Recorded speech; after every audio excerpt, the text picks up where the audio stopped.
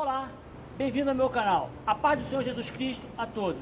Sou o Comandos Cunha 01, veterano das Forças Especiais e da Brigada Paraquedista. E hoje em São Paulo com um grande amigo, sargento da Polícia Militar, Cirino, especialista em terrorismo. E vai nos dar uma pequena aula sobre terrorismo no Brasil e no mundo. Cirino, tudo bem, querido? Bom, Cunha. Ó, é um prazer ter você aqui no canal Cunha 01, um canal que incentiva os jovens a seguir uma carreira militar. Gostaria que você, com o teu conhecimento sobre terrorismo, falasse um pouco para aquele jovem que está do lado de lá sobre terrorismo no Brasil e no mundo. Bom, primeiro, shalom a todos.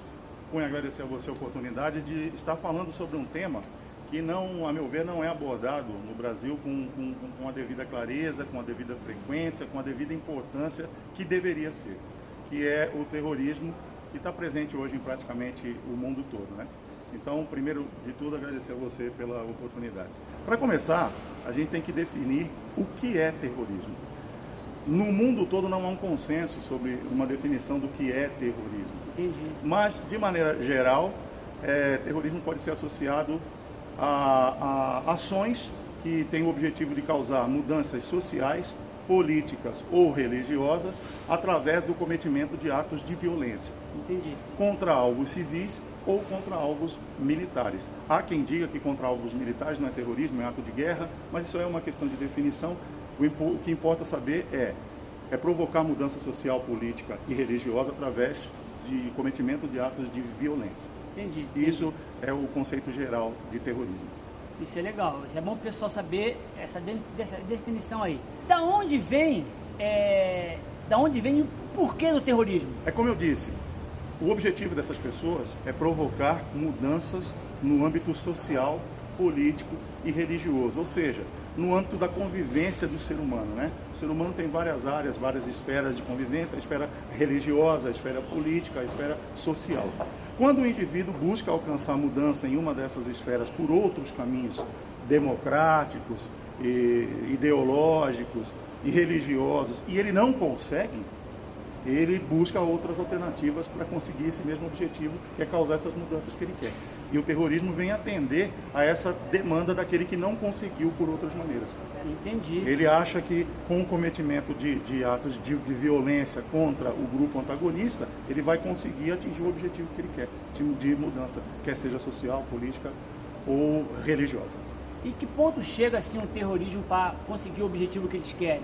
Não há limite, né? A gente tem observado ao longo da história do mundo e da história moderna, principalmente, a gente tem observado que o terrorismo ele não encontra limites. Nós temos alvos, escola de criança, né? Verdade, tivemos no Brasil aqui alguns anos atrás. Aqui no Brasil, e a gente vai tratar disso um pouco mais à frente, né? Porque muita gente aqui no Brasil tem a equivocada ideia de que terrorismo é uma coisa distante, é uma coisa que acontece lá fora, mas que aqui no Brasil nós vivemos em paz e tal, e não é uma realidade, não é o que a gente observa. Se você olhar para a história do Brasil, aí de algumas décadas para cá, nós temos sim exemplos concretos de terrorismo no Brasil, terrorismo político e mais recentemente aí o narcoterrorismo, que é uma modalidade nova. Né, que aí no narcoterrorismo o objetivo não é causar mudança social, é a simples obtenção de vantagem por grupos criminosos. O objetivo não é social, é simplesmente obtenção de vantagem financeira por grupos criminosos, no caso ligados ao narcotráfico. Entendi. E o que o mundo, né? Vamos falar do mundo e do Brasil, mas primeiro do mundo, o que o mundo está fazendo para combater podemos dizer assim, esse mal aí? Realmente, você definiu muito bem. O terrorismo é um mal que assola o mundo todo. Diferentemente do que a gente observa aqui no Brasil, que somente agora, recentemente, aí nós conseguimos aprovar uma lei antiterrorismo que, embora capenga e muito defasada nos seus conceitos, e, enfim, mas já é um começo. Nós temos, antes não tínhamos, né? Não tínhamos nenhuma lei que definisse para o Brasil o que era terrorismo. Então ficava muito difícil até você executar ações de prevenção e de combate, porque não havia uma lei que amparasse as suas ações. No mundo todo não funciona bem assim, né? Nós temos a escola israelense, que tem uma vasta experiência de combate ao terrorismo, porque o terrorismo faz parte do dia a dia da vida do povo israelense. Nós temos a escola europeia de combate ao terrorismo, principalmente a França, né? A França na Europa é um país que já está há um pouco mais de tempo dando atenção a essa questão do terrorismo. E temos a escola americana. Os Estados Unidos também sofrem muito com o terrorismo doméstico e o terrorismo estrangeiro. Podemos até citar que existe uma quarta escola, que seria a escola russa, a escola soviética de combate ao terrorismo, lá principalmente nas guerras de independência das repúblicas soviéticas, se cometiam muitos atos de terrorismo, e a Rússia desenvolveu lá uma linha de ação, uma escola lá de combate ao terror.